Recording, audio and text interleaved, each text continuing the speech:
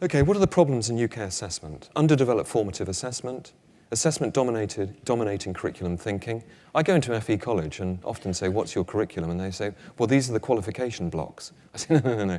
What's the curriculum, not the qualifications? Relentless transformation of all assessment into high stakes. APP, was it the law? Nobody knew. Was it high stakes or low stakes? Nobody knew. Creep in function, escalation of purposes. Paul Newton's scholarly study gives us 22 purposes of national assessment. Not good. You'll see that in a second. Now this last bit, these last few minutes, are about assessment policy, because you need to publish your curriculum policy, and you can use those first 3 slides to begin to construct what you would put on your website. You need to construct your assessment policy. What the hell is an assessment policy? Well, first of all, you need to understand what assessment is, and this is what constitutes good assessment. We've laid down that from an assessment agency in Cambridge, the Cambridge approach. It's got to be consistent, the same outcomes on different occasions. It's got to measure precisely what it claims to measure. If you're interested in a kid understands evaporation and condensation in the context of the water cycle, that's in the national curriculum. And they've done a brilliant diagram, very neat, fantastic, but it doesn't get the water cycle right. Don't give it a load of really, really good marks, because the idea, that construct that you're trying to nail is evaporation and condensation in the context of the water cycle. You've got to nail the construct, so the assessment has to be valid. A neat diagram won't do it. So a sound construct base, you've got to know what the construct is. You've got to use the assessment appropriately. It should have beneficial impact, and it should be easy to administer. That's all described in the Cambridge approach. So the zeitgeist was of a performativity culture, of high support and high expectations, but very high levels of centralized innovation, constant underlying shift in the locus of control to the center, and a reduction of curriculum thinking to qualifications thinking. What we've got to do is condition the zeitgeist. We don't have much assessment in this country. This idea that we're the most assessed nation in the world is just empirically wrong. But the weight of it is enormous, so it feels as though we're the most over-assessed nation in the world. We recommended removing levels, and I'll describe exactly why in just a moment, because it'll illustrate the fundamental change of principle, not just of things you do on the day, but the fundamental change of principle that that embodies. And the purpose of assessment changes now. With the new national curriculum, it's not about levels. It's about constructs. It's about those key personal capitals. And it's about models of ability. Stigler and Stevenson, Asian teacher. Why has that child not understood conservation of mass? Asian teacher. Because I haven't presented it to them in the right way yet. The school curriculum, rich, expansive, tuned to the individual. English teacher, why hasn't that child understood that yet? Because they're level 3A. A total discrepancy, contradiction in terms of underpinning models of ability. We're not going to get to high equity, high attainment, and high enjoyment by labeling children in that way, which is totally at odds with what Paul Black originally meant to achieve by adopting levels in the TCAT report and the national curriculum. So what do we have now? We have these things: national tests and tasks, public examinations, optional tests and progress tests, tests other than national curriculum tests, and in-course and school course assessments. Just look at 3 and 4. We're the most over-assessed nation in the world, it is claimed, and then teachers purchase loads more tests that they don't actually need to do. Why? And they say the optional tests are great, even though they're actually old national curriculum tests, which they say are bad. Now that's not a humorous juxtaposition, or the fact that, as some QCA officials said at the time, that teachers are confused. That's a profound insight into assessment. The optional tests are the same as the national tests, but teachers can use them when they want to. They can match them to the constructs which they're focusing on at that time in the curriculum, and they can use them to fine-tune the learning. That's critical. So we only had 56 in 2002, even though the Daily Mail said we had 105. So Bill Stubbs and I counted them. We had loads more assessment through modularization, increased elaboration of the national assessments, refinement of the form of the national tests, enforcement of league tables.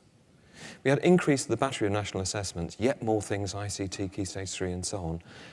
That was control from the centre. Lots more things from the centre telling you what to do. Development of new test forms, single level tests, that would have increased the number of tests enormously, enormously. State-initiated formative assessment, APP, was it the law, was it not? Shift from national testing in Key Stage 1 to teacher assessment. In 2012, we've got about the same. It hasn't increased dramatically.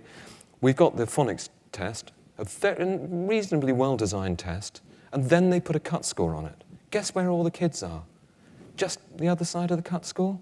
Bad assessment. Very bad assessment. Because what you want to know in your school is just how well has phonological awareness being developed in young kids that you receive. That's what Kathy Silver and Brenda Taggart's fantastic evaluation of early years says is a fundamental personal capital. And if kids don't have that when they enter compulsory schooling, they are going to really struggle. Okay? So it's really critical we measure it. But the phonics test with a cut score distorts the purpose of that test. Big mistake. So all sorts of trends to 2012, all sorts of trends from 2012, and I've listed them there. And what are we going to have from 2014? Okay. So what's interesting, government thinks the profession wants a benchmarking test so that they can measure value added. When do we do it? First day of the kid getting into compulsory schooling?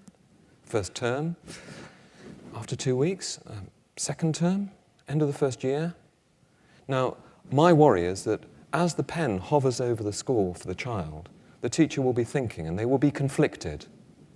If I over-egg the attainment of this child just a bit, it's going to be really bad for my school because it will lower the value added we can demonstrate. If I under-egg it slightly, hang on a minute, that will increase our value added score. I don't like any assessment which conflicts the individual administering it. That's bad. And that contradicts the principles of good assessment which I put up earlier. We have to be very cautious about a national system of teacher-administered benchmarked assessment because it conflicts the teacher, and that's wrong. I am not criticizing teachers. I am saying that it would put them in an invidious structural position. Of course we need to measure where kids are. Of course we need to measure the value added of schools. But we need to be very careful about the system we implement so to do it. The phonics check, I think, is good. It needs to be refined, but it's good. And we will have Key Stage 2 tests. And people were shocked at Nick Gibb when I was in a room in the department. And he doesn't worry about me saying this. He said, look, in primary, apart from Key Stage 2 and the phonics check, I got no interest in the assessment which is done in schools. Sharp intake of breath from the educationalist, shock horror, minister doesn't care about assessment in schools. Oh, yes, he does. What he's saying is, you use the assessment which will optimize the outcomes of learning, and it's for you to adopt the model of assessment, the mode of assessment, the form, the timing, the administration, which makes sense to you in your setting. And that's your assessment policy. So back to the constructs, there you are. You can measure all of those if you want to. Constructs are all important. And why get rid of levels? Simple. There were 3 contradictory models at the level of principle. This is why ideas and principles are so important. We had the score on a compensation-based test. You were level 4 because you got most of the level 3 items right and a couple of the level 5 items right. So you're level 4. Well, that doesn't work, does it, educationally? No, you're level 4 because in APP you best fit the level 4 descriptor, even though you may not have grasped a whole series of fundamental constructs that you need for the next stage of your education. Oh dear. You're level 4 under the Model 3 because, phew, as a school, we can just get you into level 4, so we can claim you as level 4, which keeps the inspectors off our back. Oh dear, oh dear. If you've got 3 contradictory models with those fundamental commitments knocking around the system, you contradict the fundamental principles of assessment badly. So we had poor construct integrity. What the hell is level 3A? Okay, because parents don't understand it, and many educationalists that I've spoken to don't understand it. They work with it, but at a deeper level, it's not understood. What does it mean? That's what's critical. So poor construct integrity, contradictions between schools and the state, poor communication with parents because it doesn't unlock home learning, knowing you're 3A. Knowing that you've got to do some stuff on conservation of volume or mass, that does unlock home learning. It led to undue pace. I was doing lesson observation in Singapore, and Year 6 kids were doing Year 3 material in order to consolidate it and engage in expansive application of it in new settings to really nail it as a personal capital. Not credit-based, we did it, now we've forgotten it, but really consolidating it. Progress is not always upwards. And it led to the labelling I've outlined. So I'll finish now. There are lots of lessons we can learn from transnational comparisons. High attainment, high equity, and high enjoyment. Don't assess everything which moves, just the key competencies. We should have much more assessment, not less. High-density formative assessment, nailing the constructs. We should have a spiral curriculum, application of constructs, and we should really look at the model of ability that we're promoting through assessment. An ideal? High intensity and density, formative function, high levels of apparent duplication. You assess the same thing over and over again because you really want to make sure that kids nail it. And you want kids to produce stuff, because producing stuff, writing it or talking about it, enables both the child and the teacher to make their thinking an object of reflection. You produce lots of stuff, and you can reflect on it as an individual, and it gives teachers indications of the inner structure of your thinking. We will continue to be highly regulated with high accountability. Let's make no mistake about that. But let's adopt the assessment which makes sense. And as I said, I'm very nervous about benchmarking. It should all be evidence-driven. Can we live in a levels-free world? Well, Wroxham has done it and gone from special measures to outstanding year after year. Wroxham School, Alison Peacock. Finland and Singapore do it. I think we'll have a soft landing as schools continue to use levels, but as it decays. And what we've got to really nail is focusing on deep, secure learning of the key constructs. And we need to think about learning progressions. Legal requirements, it will be curriculum policy and assessment policy. You have to publish them. I hope I've helped you understand what can be done to make those evidence-driven and have integrity. We're going to have all of these things from 2014.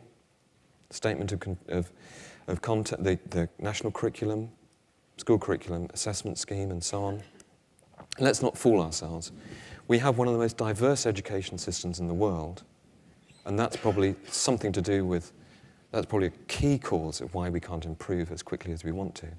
The challenge is curriculum design, okay? Using those first 3 slides, and assessment design, those 2 things together. My ideal? That's it. Educationally focused measurement, potent and valid formative assessment, high density but low weight, independent measurement of monitoring national standards, and thank goodness the government is going to do that. A sample-based survey of underlying educational attainment. No regression to thresholds. We're getting rid of threshold measures right the way across the system, thank goodness.